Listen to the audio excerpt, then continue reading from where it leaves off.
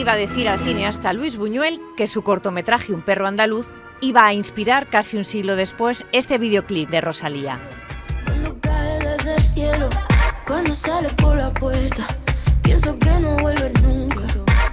O que iba a abrir un nuevo camino tratando la pobreza y la injusticia en las urdes y en los olvidados. Piedad, piedad para un pobre ciego indefenso. ¡Órale, viejo! Es más, que fragmentos de su vida dieran el salto al cómic y a la animación. Eso sí que sería surrealista.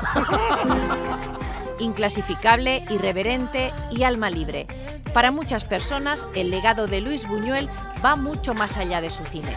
En el 40 aniversario de su muerte, el artista calandino se nos antoja más moderno que nunca.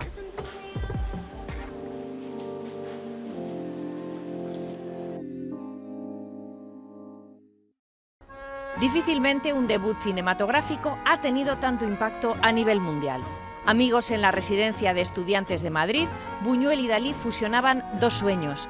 Con esta obra de 1929, Luis Buñuel abría para siempre un camino en el cine, la poesía visual.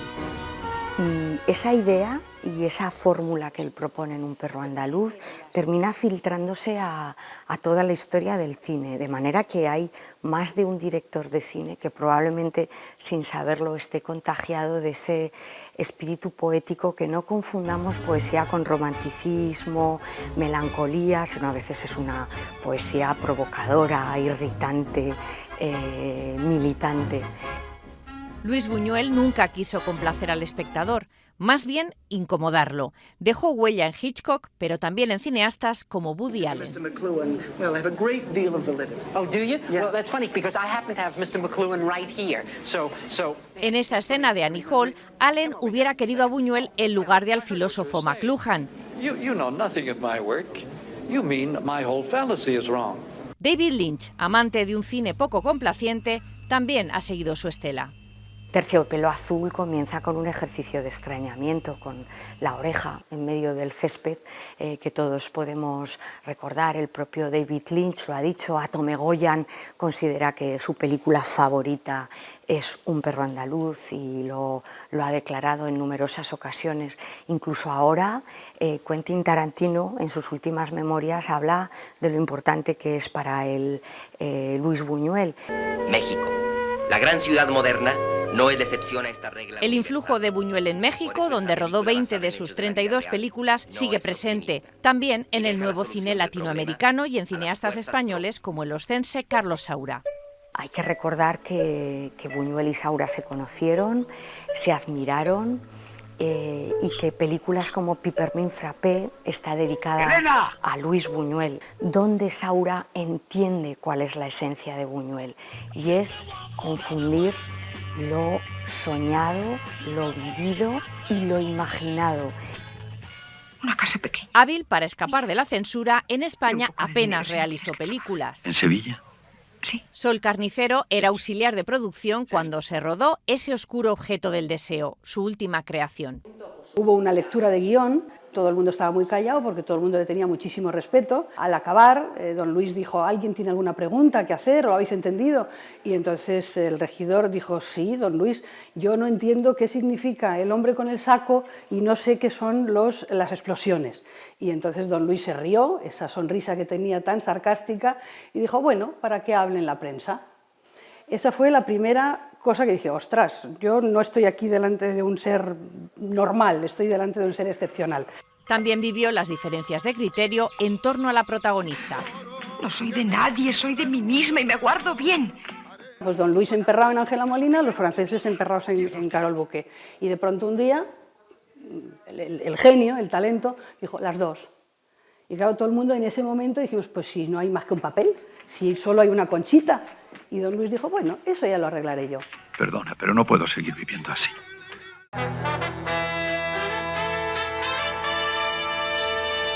Nacido en Calanda en 1900, Buñuel cuenta con un festival de cine y un centro propio.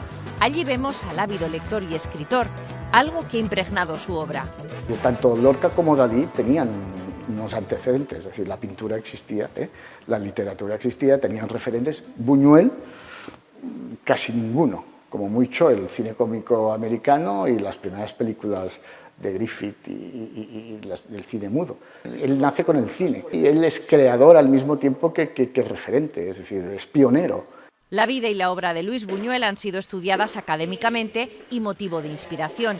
El cómic se ha rendido ante la biografía del genio turolense. Y hasta las hormigas buñuelianas se han convertido en este premio del Festival Internacional de Cine de Huesca.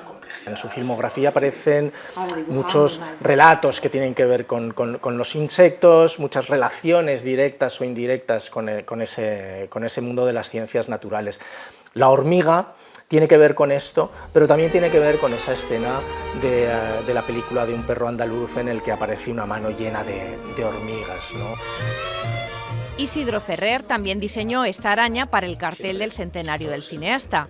Por cierto, en un ejercicio de surrealismo, alguien robó la pieza original durante una exposición en Cuba. Resultó muy complicado porque requería de utilizar ventosas para levantar el cristal, estaba dentro de una urna, en fin, que alguien se tomó su tiempo para aquel latrocinio.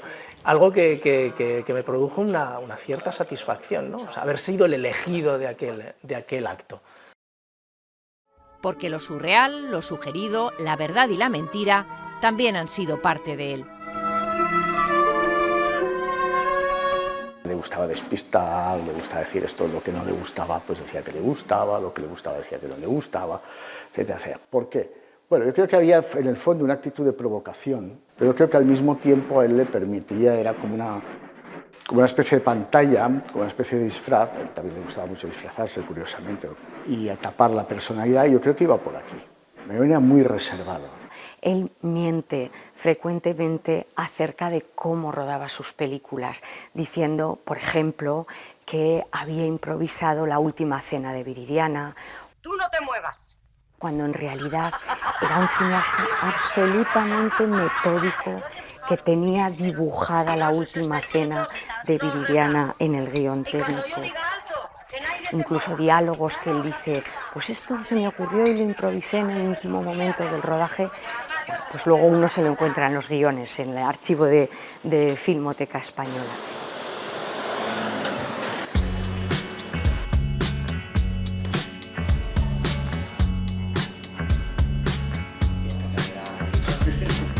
Por ejemplo, tenemos su carpeta de rodaje, una carpeta de cuero. Entonces, si la abrimos dentro, vemos que tiene pues todas las películas, nada más con la cronología, ¿no? Y si nos fijamos con mucho cuidado, pero si nos fijamos en estos dos agujeros que tiene para colocar la documentación, ¿no? Y vamos, por ejemplo, a alguno de sus guiones, como este de la Edad de Oro, ¿no? Coinciden los agujeros, ¿no? Entonces, bueno, vemos aquí además las anotaciones, ¿no? El archivo Buñuel es uno de los más consultados, con 1.600 unidades documentales y unas 1.500 fotografías. Numerosos materiales atestiguan la amistad y posterior desencuentro entre Dalí y Buñuel. El libro de The Secret Life of Salvador Dalí, que fue uno de los puntos, digamos, de la relación difícil que Buñuel y Dalí mantuvieron, y en el que se ven las anotaciones de Buñuel a determinadas afirmaciones de Dalí, que luego le crearon dificultades porque lo publicó cuando Buñuel estaba en Estados Unidos, y donde Buñuel apunta al margen mentira, ¿no? Entonces va comentando y corrigiendo y dando su propia interpretación de una historia fascinante, ¿no?